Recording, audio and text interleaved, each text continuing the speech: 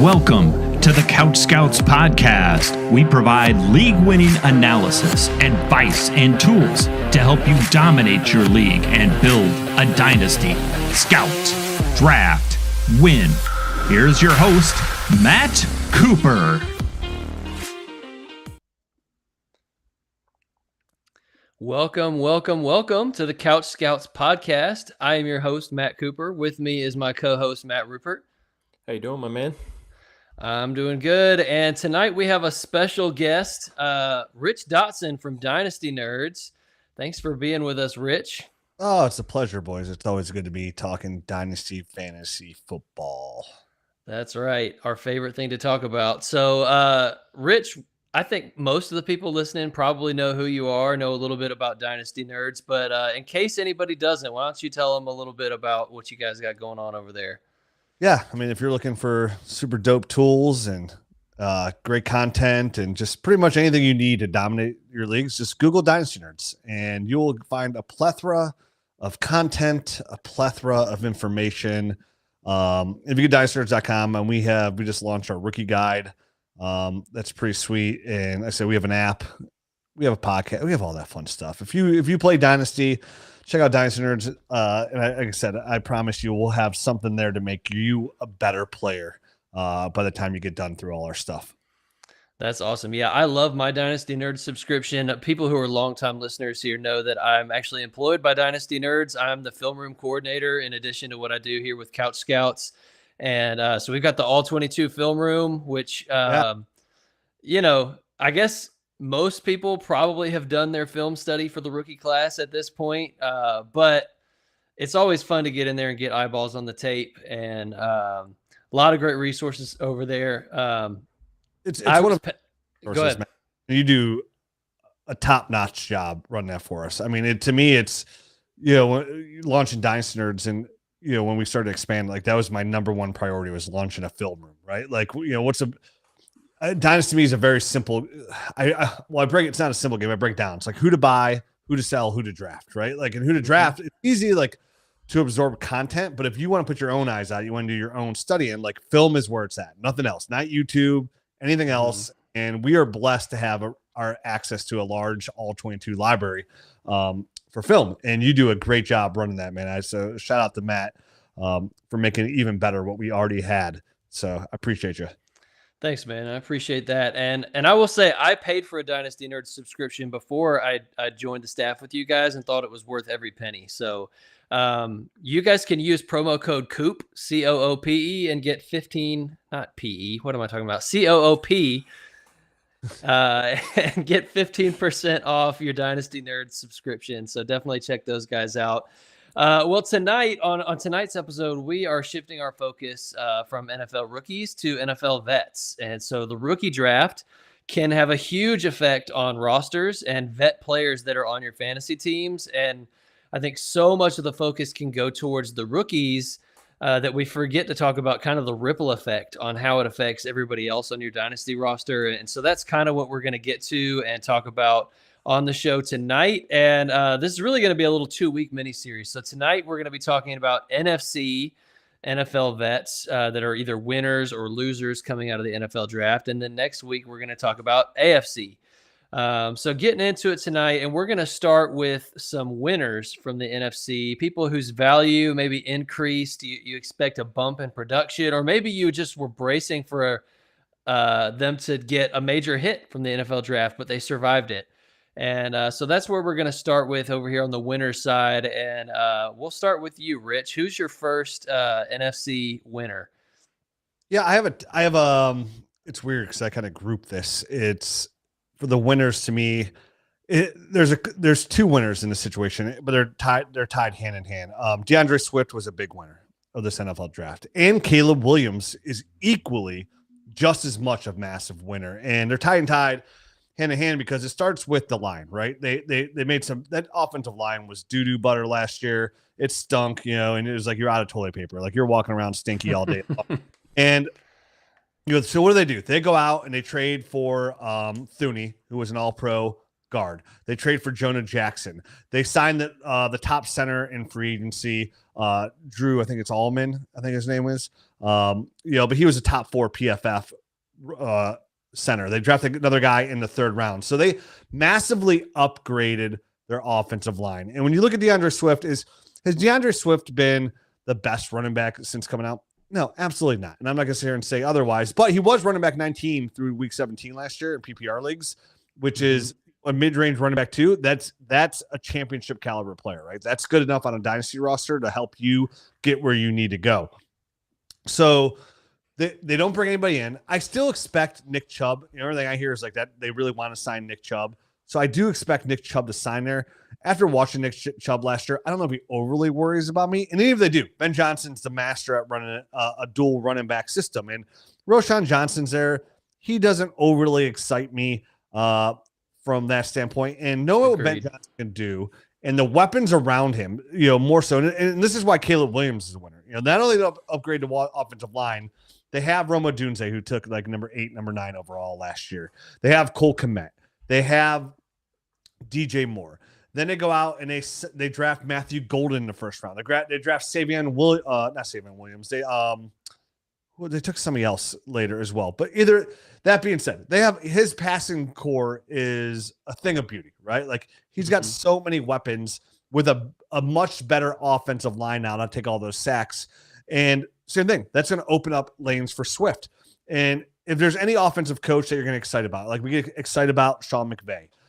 We love Andy Reid. Like Ben Johnson falls in that category. Like how is that going to translate to his NFL head coaching? I don't know. But if he runs the offense and he's going to call offensive plays, I can tell you it's going to be electric. It's going to be creative. Things are going to open up, and things should open up for DeAndre Swift. I mean, this is also, if you play in PPR leagues, you want that running back. Like I'll take a PPR running back who plays on 3rd down, but he's catching footballs consistently on 3rd down over a middling guy who's just a ground and pound guy, and he gets way more touches, right? Because PPR really escalates and adds to the value of those running backs. And we see it all the time. There's every year that one guy, little less lately the way it's gone the running back, but historically you always see that one guy, whether it be like a James White, a Tariq Cohen. These guys are coming in, they're just PPR guys, but they catch enough footballs to make him relevant. DeAndre Swift last year, 55 receptions. Like that was top 5 amongst running backs last year. So he's in a really good spot. Even they signed Nick Chubb to do that again. Like, is this a long-term role? Do we know if Ben Johnson really likes DeAndre Swift? They have worked together before. No, we don't know for sure. But listen, when you have a running back, you're living in the moment, right? You're what is he going to give me for 2025? And DeAndre Swift came away a massive winner in a class. When there's a lot of rumors coming out here saying, man, the Bears are trying to get Ashton Genty. They're trying to move up there. Well, if they miss out on Ashton Genty, maybe they'll take Trevion Henderson. Maybe they'll take Amarion Hampton. He bypassed. Not only did they not take one in the 1st round, they bypassed a running back every round, essentially, in the deepest running back class I've ever seen. So he's 26 years old. He still is really nice in the open field. If he should have way better running lanes this year, but if he could just thrive a little bit more in the passing game, and you can give me a little bit more production going from running back 19, even if he's not a running back 1, running back 13, running back 14, like what a massive win for a player. Just like 2 months ago, you could have got for disgustingly cheap because everybody thought they were going to bring in a running back here. So Caleb Williams, DeAndre Swift, in my eyes, are massive winners from this NFL draft in NFC. Because AFC, when you guys do show next week, there's a lot of winners in AFC. A little less NFC for this week we're talking about. But for this situation, the Bears is a glowing spot. I mean, you can easily go on to Dallas as well. Their running back situation falls in the exact same category. But I'm going to take the one that has the way more weapons and a better offensive line than Dallas. Because the old saying of Dallas's offensive line being golden, that's the golden years, essentially. Yeah, for sure. So I'm going to piggyback right off of that because I had Caleb Williams as my winner. And so, I was kind of thinking along those lines because Swift, everybody expected him to get tanked. He didn't get tanked. But there are still those rumors that, maybe they want to go get Chubb, or I even saw a rumor that maybe they were going to trade for Kenneth Walker. We'll see if there's, any truth to that at all. But yeah, for now, definitely Swift is a guy. The only thing they added was Mononga, I think, in the 7th round. So spot for him too. Like again, you can ask for a better spot to be like that offset if he wants to play that David Montgomery role. Like that's perfect for Kyle Monangai because he's a really good running back. Yeah, I mean, if you thought if there was a path at all for somebody 7th round, it would be the Bears, who from everything that I heard were like upset that they got essentially sniped. Dynasty managers, somebody takes the guy you wanted to pick before you, you're like, dang it. And I think the Bears kind of felt that way about the Patriots going and getting Travion Henderson, like 2 picks before they were on the clock. I heard they wanted RJ Harvey there, and Denver took them. So RJ Harvey is one of them. And I think the other one they really want to get, and Quinshon Junkins, they're interested. So yeah, same thing. Like, sniped. Yeah. Sniped. And then you saw, because Chicago kept trading back too. Like, you're like, oh, why they keep trading back? What I read was, because they kept getting sniped on the running back, and they're like, oh shit, we'll just move back a little bit here. Yeah, we'll take the best available. So for me though, you mentioned Caleb Williams. That was what I had written down, because Colston Loveland at the 10th overall pick. I remember. See, there it is. There it is. I'm trying Colston Loveland. Poor guy. Oh my God, just a guy at 10th overall. That's I know, right? Stupid, Colston Loveland and then Luther Burden in the early 2nd round. And they already had DJ Moore. They already had Roma Dunze. And then in round 2, you mentioned all the other offensive line upgrades that they made. In the 2nd round, they go get Ozzie Trapilo, offensive tackle from Boston College. And I don't know a lot about, I don't scout offensive linemen, but the fact that they went out and spent a 2nd round pick to go get him another offensive tackle, they're just showing that they're fully in on Caleb Williams. They want him to succeed. They're trying to set him up in every possible way for him to succeed. And I think he's a talented guy. So not only did they get, all the offensive line upgrades, they give him every weapon imaginable, then they go out and get arguably the best offensive mind in football right now in the NFL with Ben Johnson. So Caleb Williams has all the talent in the world, and now he's got everything around him he needs to succeed. I would be really surprised if he doesn't take a major step forward here as a 2nd-year player. So huge winner for Caleb Williams in the NFL draft. Rupert, who was your winner for the NFC? Yeah, I want both those call outs, and those are 2 guys that I also considered. And Swift in particular, I've been seeing the funny meme circulating. It's like this handsome guy at the office talking to this girl. It's like, oh, did you know that Jahmyr Gibbs averaged 5.5 yards per carry with Ben Johnson? And then a larger man saying, did you know that DeAndre Swift also averaged 5.5 yards per carry? And she's like, call human services. But they clearly have history with Ben Johnson, and he knows how to use them. And then like y'all hit on, like they upgraded the offensive line massively. So both those call outs. I went with a slightly homer pick, but to me, I went with Bryce Young. He was a guy that, you couldn't sell for anything about halfway through last season. Everyone thought he was a complete bust. Finishes the year on quite a tear. And then they go out this offseason and upgrade his weapons. They're not going to treat him like a little point guard that can make something out of nobody. So they got weapons. They can move after drafting Ted McMillan. They can move Xavier Legette to a number 2 or like a fast, strong slot player, which I think he's more suited for. You still have Adam Thielen, dependable, always going to be there to catch the ball, find the right spot in the zone. And then they also added Hunter Renfrow, which is basically a little clone of Adam Thielen there. So I think they did a lot to really help him out to where he can, be in that high-end QB2 category. Yeah, he was. I loved Bryce Young in that second half. My co-host Matt and Garrett, I was like really early on. As soon as he came back from that, the benching, Bryce Young showed a little bit more. I was like, man, look at Bryce Young kind of showing a little more. And by the end of it, like getting like week 15, I was like, man, I think Bryce Young's a buy. Like I've completely flipped on him, and I was hard on him during his rookie process. I was like, man, too small. I don't like him throwing outside the numbers deep. And he came through that second half, and he really kind of put it together too. And I was like, listen, I'm not saying he's a buy because like I think he's the next, Justin Herbert, but like for his value, like you said, Matt, like it had plummeted to the point where like you could barely give him away. And when you have an opportunity in Superflex. I preach this all the time, man. Like, I don't care if I have quarterback 18. Like, please give me quarterback. Give me quarterback 19. If you're quarterback 19, you're a top 65 overall fantasy football scorer. That is huge value.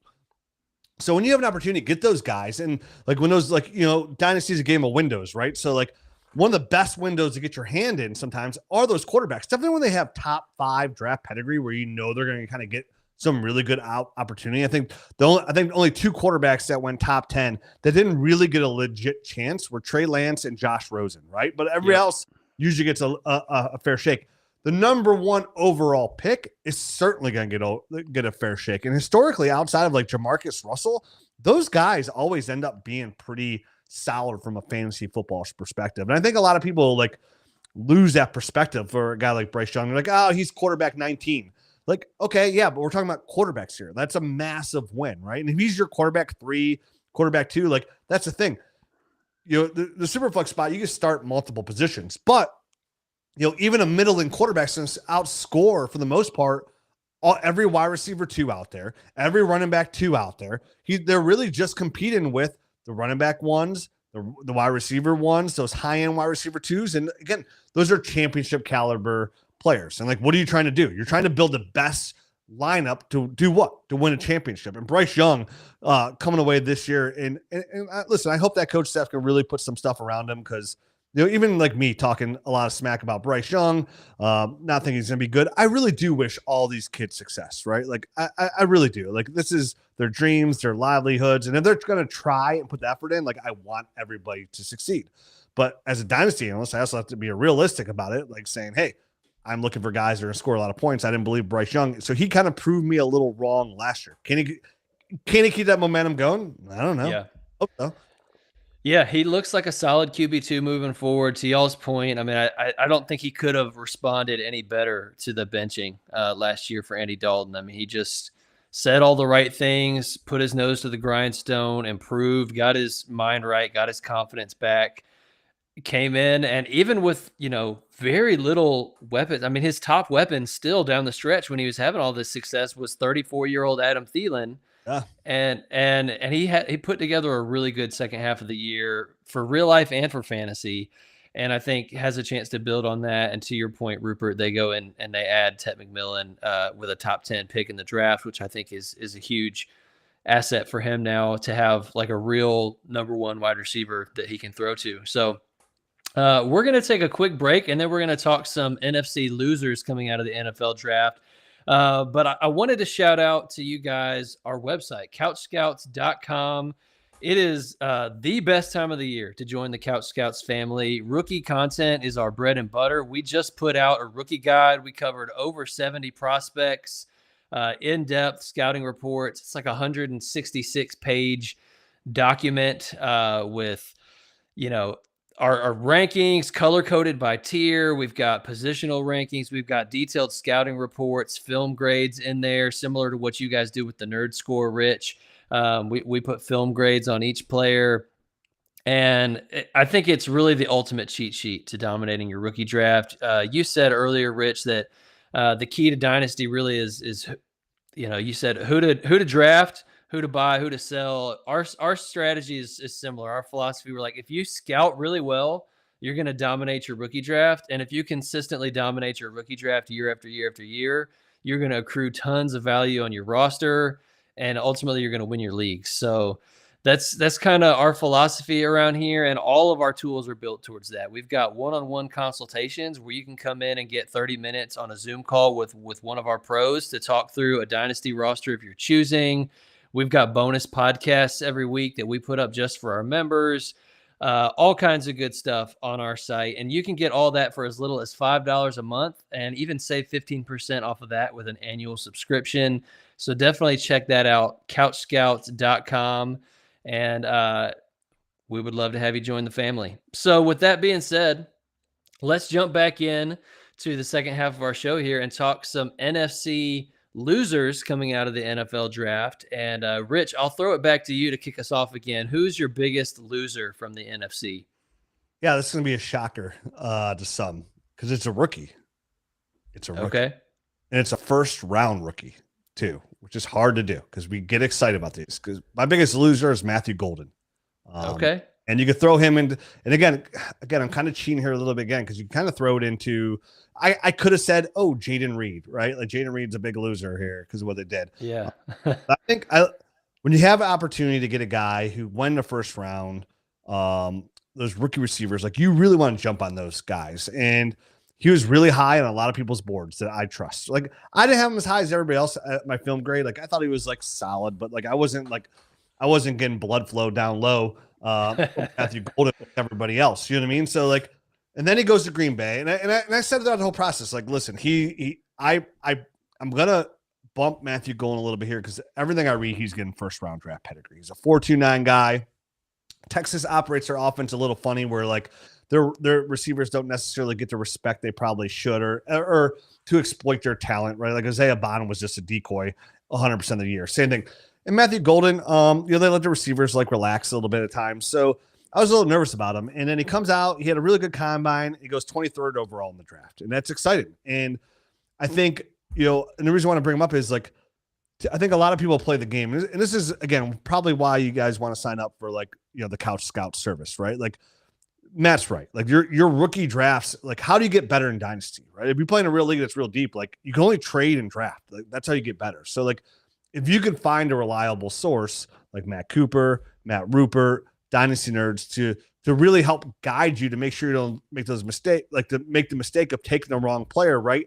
Taking like a guy, maybe took, I'm not saying this was a bad move, it turned out to be a bad move, like, or say Trey Benson over Brian Thomas, Trey Benson over Ladd McConkey, taking Quentin Johnston when you could have taken somebody else. Like those kind of moves can really set your team back pretty drastically. Definitely if you don't have the ability to trade for future for first round picks. Because if you're not making the right moves, you get stuck in the middle, or worse, you fall to the bottom. But like that sets you back a whole year. Like if you just rely on your first round picks because you're not making a lot of moves, say you're a casual dynasty player, that can really set your team back. So looking at Matthew Golden, I can see a lot of casual players. Wow, first round, like third running receiver off the board. Like I'm taking him in the first round of my rookie draft. I think it's a massive mistake because I would prefer Jack Besh. I would prefer Jaden Higgins there. And I would just go a massive different way. And I've only got one Matthew Golden share so far because the value is right. But when you look at him, he just joins a really crowded Green Bay receiving room.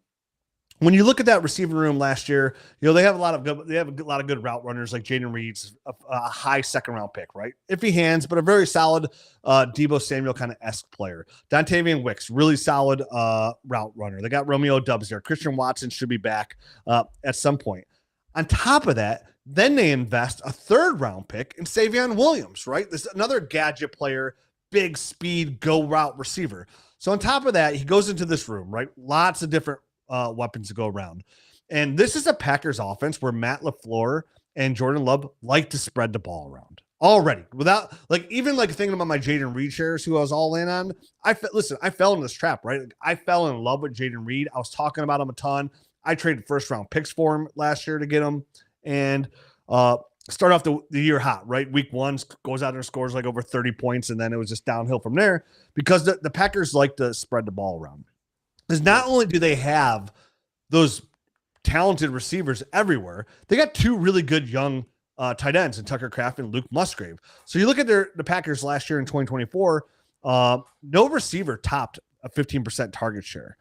Immediately that tells you not one receiver did that. He's a rookie. Green Bay historically likes to bring their rookies along a little bit slower. If you're not topping 15%, that's again, that equates to me like, okay, it's going to be hard for you to be a high-end wide receiver 2 out the gate, let alone don't even think about wide receiver 1. You're not seeing 15%. On top of that, the Packers as a whole, the wide receiver group as a whole, only saw a 45% target share. That's right. The receiving group, the wide receivers in Green Bay, only saw a 45% target share. The other 20% went to the tight ends, Tucker Kraft and Luke Musgrave. Deservedly so, right? Those are solid weapons in NFL. And then they threw another 15% to their running backs, mostly Josh Jacobs, because Josh Jacobs is very efficient in the passing game as well. So when I look at this and I see Matthew Golden, and could he pan out? Of course he could. Could the offense change their system? Like, this guy's the guy, he's elite, he's our number one. Of course he would.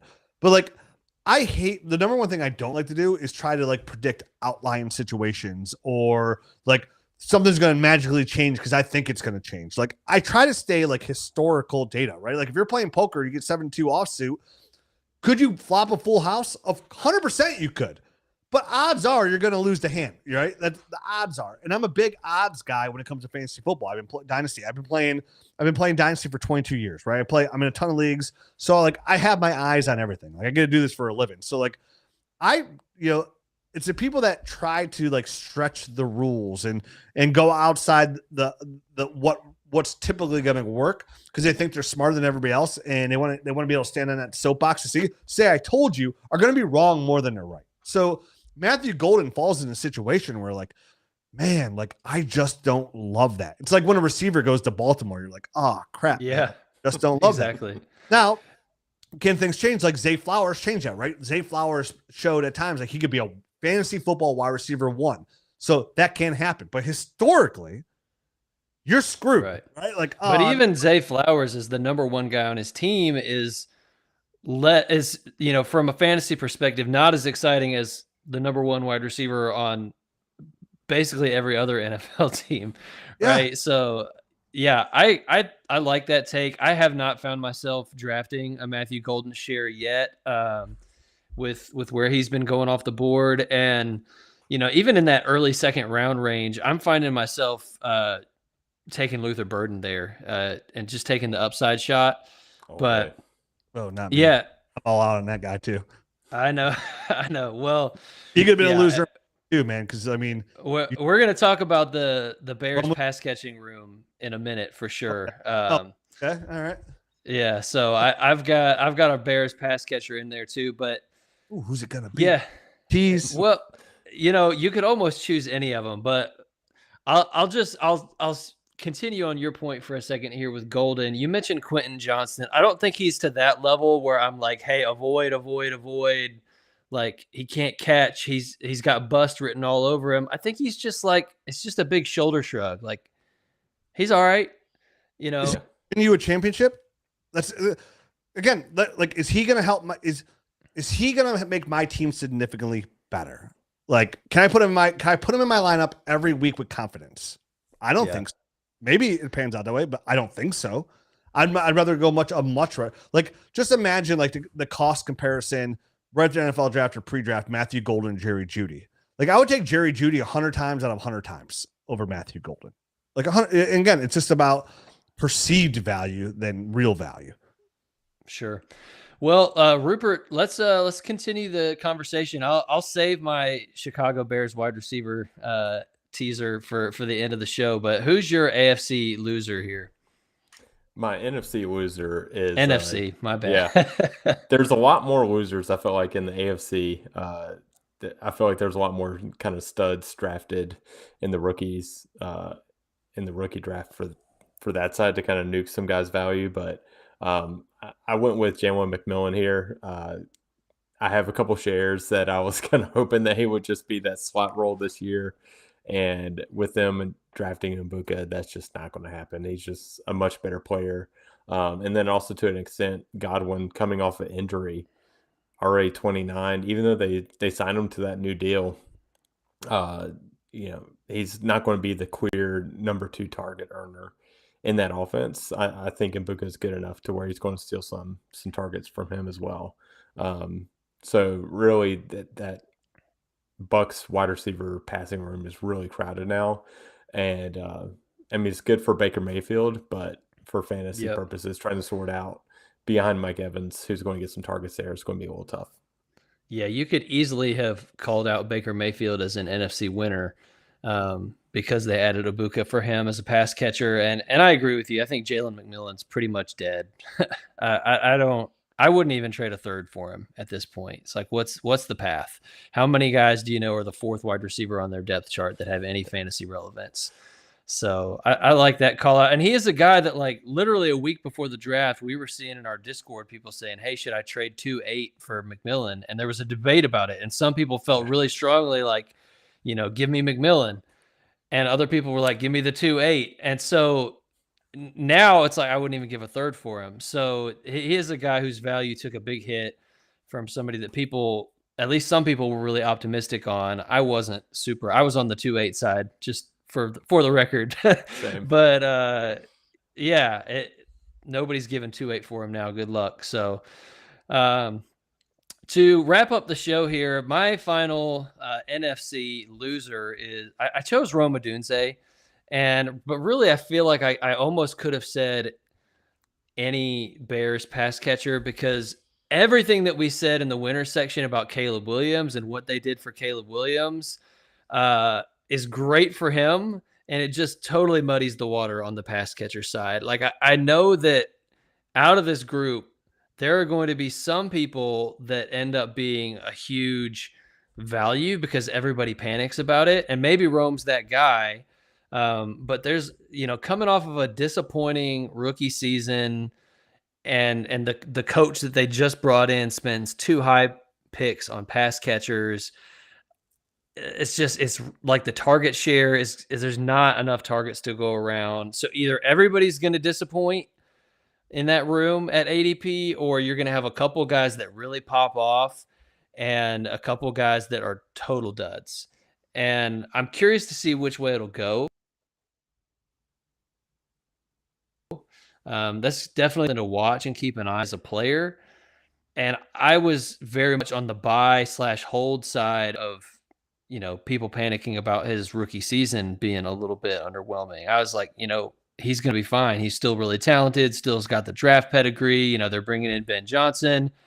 And then the draft was about as bad as it could have been for any of those guys from a fantasy perspective. So he takes a hit, and really, like Loveland, I would be a lot more excited about had he landed somewhere else. I'm still taking a first round pick on Loveland, but man, it's just so muddy. Burden, you mentioned you're totally out on Burden. I don't blame you for that.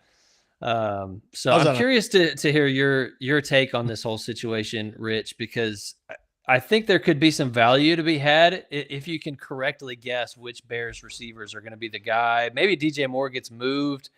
I don't know, but what do you think, Rich? Suspecting. Maybe he gets moved. I don't know. Like I'm a DJ. I'm a fan. Listen, he just signed a contract extension. Yeah. So I don't know how the guaranteed money looks there. And listen, I didn't like Luther Burden's tape. Like I thought he was one of the most overrated prospects we're talking about.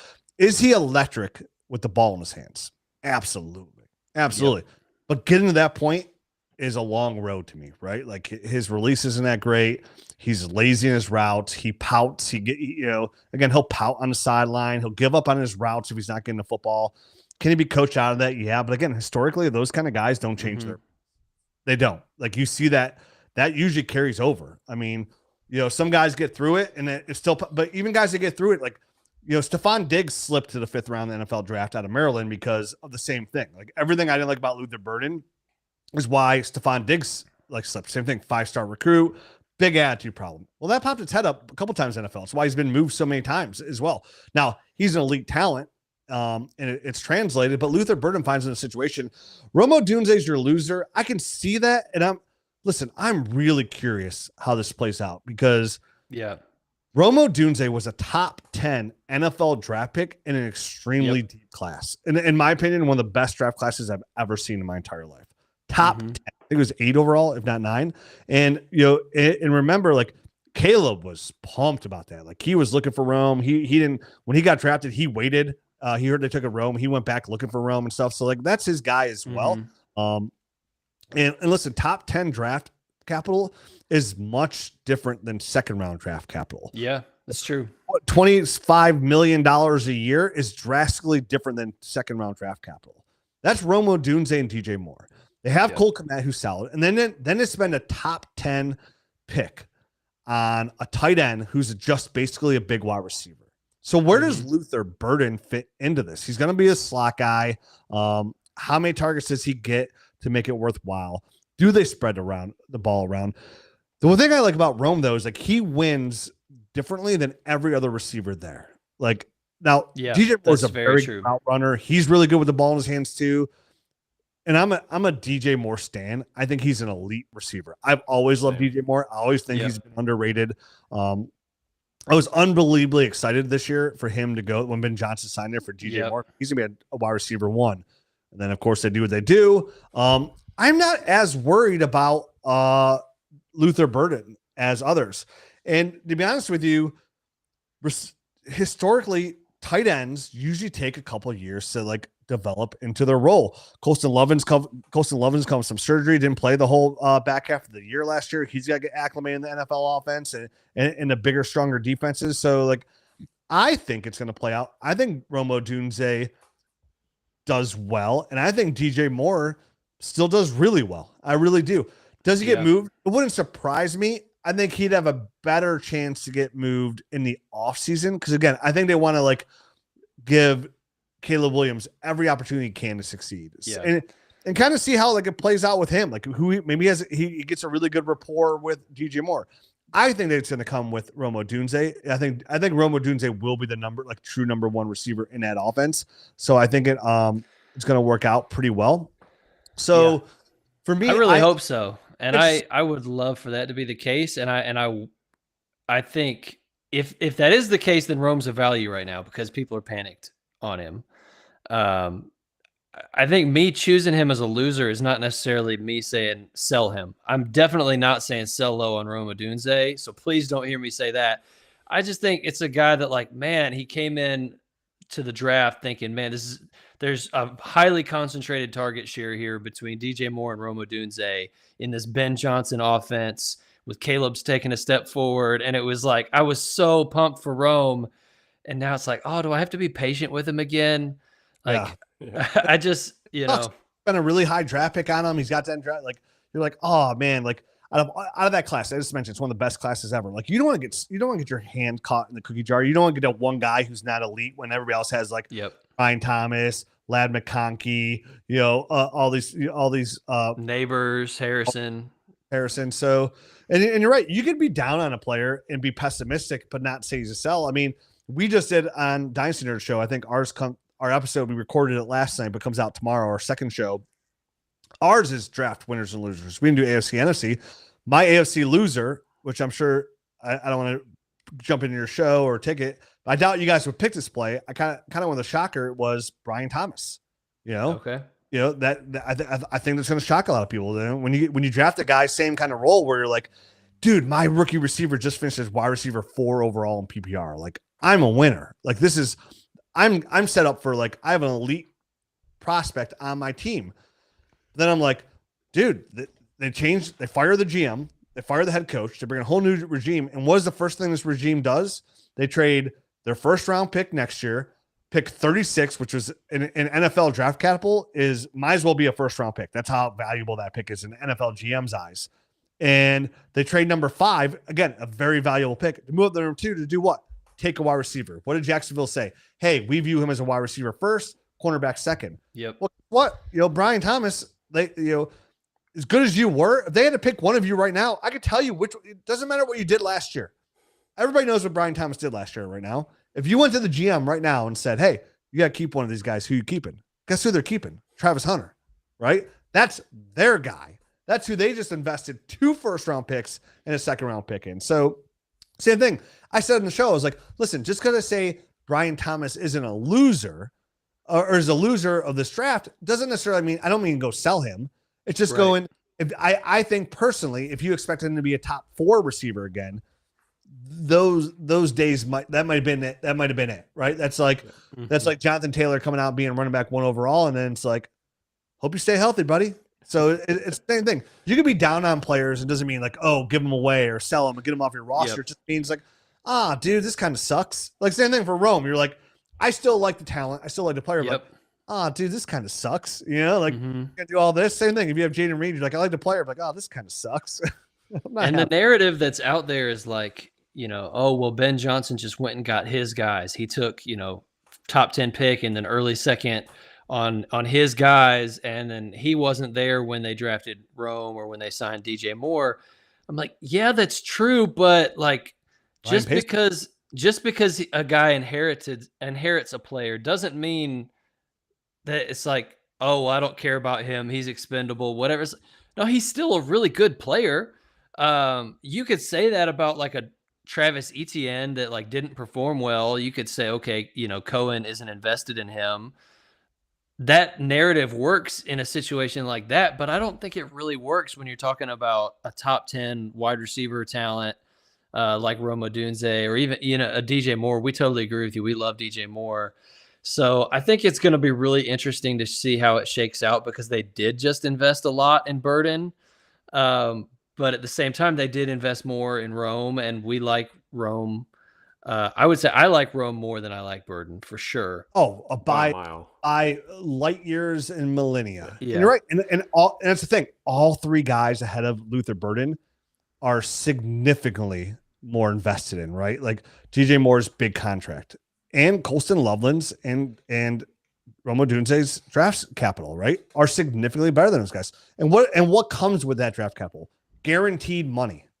A 4-year guaranteed contract that's pretty solid. Like, so it's like same thing. Sometimes in NFL, I know guys like Gabe Davis, he got cut today with like 11 million something guaranteed, but that's completely different than 30 million guaranteed, right? Like it's the same thing. There's a reason Deshaun Watson's still on the Browns, right? Like there's a reason for it. For sure. And unfortunately, sometimes in NFL, like, listen, there's a lot to go into it, right? It's not just stats and numbers. It's schemes, it's coaches, it's systems. And guess what? It's money, right? Like it's guaranteed money. That says a lot. Like, why did I get a little bit more excited about Travis Etienne last year? Like it didn't really pan out. It's because they picked up his 5th-year option. That means he had 2 years of guaranteed money. Like that means he's the guy at running back. If you're going to pay a running back, $10 million on his 5th-year option or $12 million on his 5th-year option, it's like, dude, he's like the 5th highest paid running back in the league just by picking up his option. Right? So like, if you're going to do that for the most part, not every time, like it doesn't work out every time. Like we saw Trey Lance, like 3rd overall pick, all this guaranteed money. 49ers didn't care. It helped that they found another quarterback, not to give him an opportunity, but like it does. Sometimes you got to follow the money too. Like they're going to try to look, because these guys are like, in NFL, it's so short. These GMs, these coaches, like they make a mistake like that, it costs them their job, right? So they're trying to also prove themselves right. Like, oh yes, he's still good. And we don't know what's going on, whether it was like injuries. We didn't know Dalton Kincaid didn't take a step forward last year because he had he needed knee surgery in the offseason. He hurt his PCL early. Does that mean that's the reason why? No, but it's a part of it that we didn't know about, right? It's so easy for us to go, oh, that guy sucks. Or like same thing. I hate it when people watch film or like watch a game like, dude, Matthew Golden was wide open. Why didn't you throw it that way? It's like, dude, that wasn't even part of the play. The quarterback was never even looking that way. Like it wasn't even, it doesn't matter if he's open because the quarterback was never going to look him because the play was designed to go this way, right? They got to live within the system. Not everybody's Ben Roethlisberger and Antonio Brown where they're just out there freelancing week in and week out. A lot of people, they got to follow the scheme, follow the plays, follow the system. So it's a lot, man. It's a lot. And I guess that's why we do what we do, right? To try and break down the best That's we can. right. Put more time in than others are willing to put into to find those, find those windows, right? Like help navigate the audience. Like, hey, where are you putting your hand in? What window are you going for? You smell that pie? It's like those cartoons where you see those guys with their nose through there.